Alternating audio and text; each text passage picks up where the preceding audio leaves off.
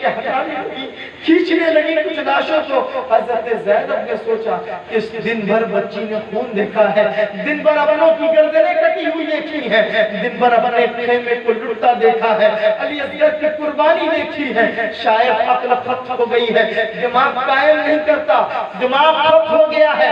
حضرت سکینہ پھر پاگل کے عالم میں ہو گئی ہے، حضرت زینب سوچتی ہے لیکن نہیں دوستو، حضرت سکینہ پاگل نہیں بلکہ تم کو اسلام سکھا رہی ہے۔ حضرت سکینہ ان لاشوں کو ہٹا کر ایک چھوٹی سی لاش ان لاشوں کے بیچ سے کھینچ کے نکالی اور حضرت زینب کے پاس لے گئی اور ان کی گود میں ڈال دی کہ بی بی آپ ہی تو کہتی ہیں کہ بچوں کا پہلے حق ہوتا ہے، بچے پہلے پانی پیتے ہیں، آپ ہی بتائیے ہمارے لشکر میں علی اصغر سے چھوٹا کوئی تھا کیا؟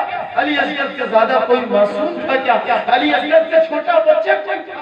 حضرت سکینہ رونے لگی، حضرت زینب بھی رونے لگی اور آپ پانی کا کٹورا حضرت علی اصغر کے لبوں پہ لگانے لگی۔ سوچو دوستو، یہ کوئی واقعہ نہیں ہے، واقعہ ہوتا تو واقعات تو کتابوں میں گھل لگ رہے ہیں، دوستو یہ واقعہ نہیں ہے بلکہ امام حضرت سکینہ تم کو یہ تعلیم دے رہی ہیں کہ کبھی بھی اپنے چھوٹے کا حق نہ مارنا، کبھی اپنے چھوٹے کا حق نہ مارنا، اپنے چھوٹوں سے محبت کرنا، اپنے چھوٹوں سے شفقت کرنا، اگر کوئی چیز آئے تو چھوٹوں کو پہلے دینا، سبحان اللہ دینا۔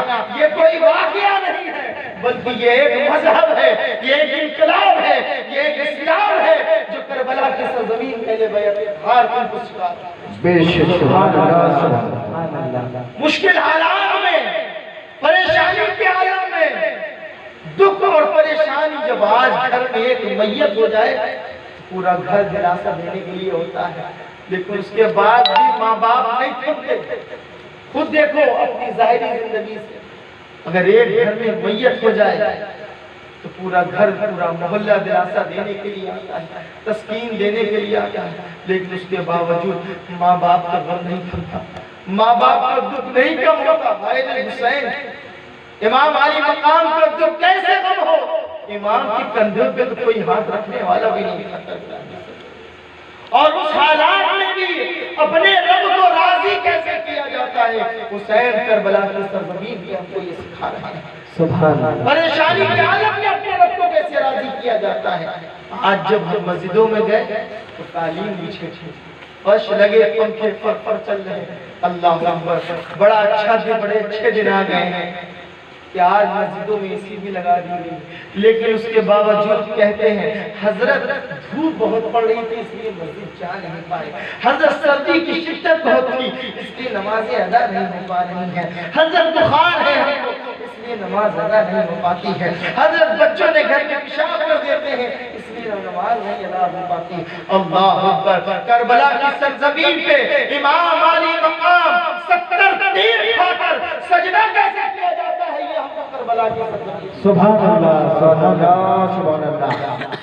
70 تیر کھا کر 72 نیزے کھا کر اس کے بعد کربلا کی سرزمین کے مشکل حالات میں اپنے رب کی بارگاہ میں سر کیسے جھکایا جاتا ہے امام نے ہم کو سکھا دیا، امام نے ہم کو بتا دیا دوستو کہ جب پریشانی کے عالم میں ہو، گھر لٹ گیا ہو، اس کے بعد اپنے رب کو راضی کیسے کیا جاتا ہے، اپنے رب کو منایا کیسے جاتا ہے۔ اللہ اکبر، آج ہم تاریخ کی دنیا میں اگر آپ کو لے چلیں تو امام کی زبان پر شکوہ نہیں تھا اپنے رب کی بارگاہ میں، کوئی دکھ نہیں تھا بلکہ اس بات پر فخر تھا کہ میں نے اپنے رب کو راضی کر لیا۔ سبحان اللہ۔ رضی اللہ عنہم ورضوان، اللہ ان سے راضی ہو گیا اور یہ بھی اپنے رب سے راضی ہوا۔ سبحان اللہ۔ کربلا کی سرزمین ہم کو یہ سکھاتی ہے کہ مشکل حالات میں دین پر کیسا چلا جاتا ہے۔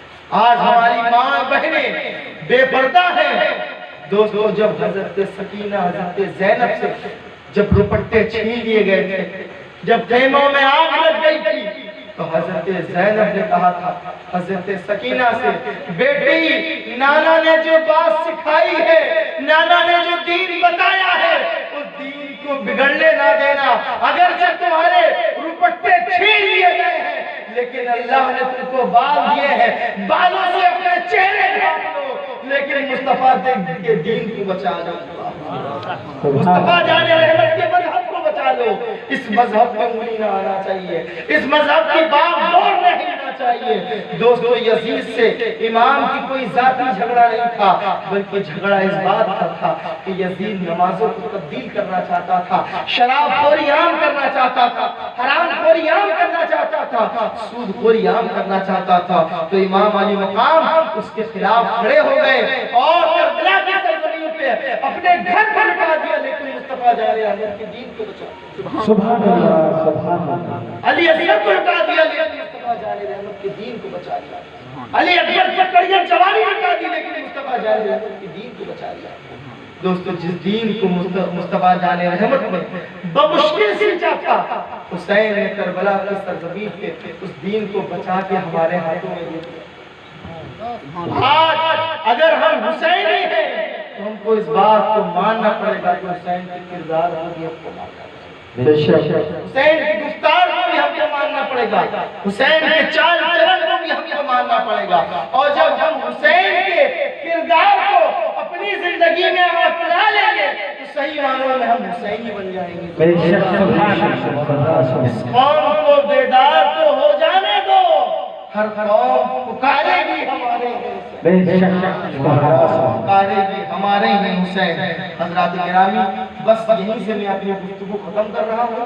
انشاءاللہ کل کی تاریخ میں اس کی آگے سے بیان کروں گا۔ اللہ رب العزت سے دعا ہے کہ بولنے میں سبقت لسانی کی وجہ سے اگر کوئی غلطی ہو گئی ہو، اللہ اعلان توبہ کرتا ہوں، استغفر اللہ ربی من کل ذنب و اتوب الیہ۔ اٹھا کے شعلوں سے ظاہر کو جا کے لائی ہے، بدن پہ بار امامت اٹھا کے لائی ہے، علی کی بیٹی کو جھک کر سلام کر اسلام تیری امانتیں گھر تک بچا کے لائی ہے۔ اٹھتے ہوئے شعلوں سے کوئی جا کے یہ کہہ دے شبیر کو کاندھے پہ بٹھا لے گئی زینب، اور اسلام کے مقتل سے پیغمبر کی لہر تک اسلام کو بیدار بچا لے گئی زینب۔ کھڑے ہو جائے صاحب، سبحان اللہ۔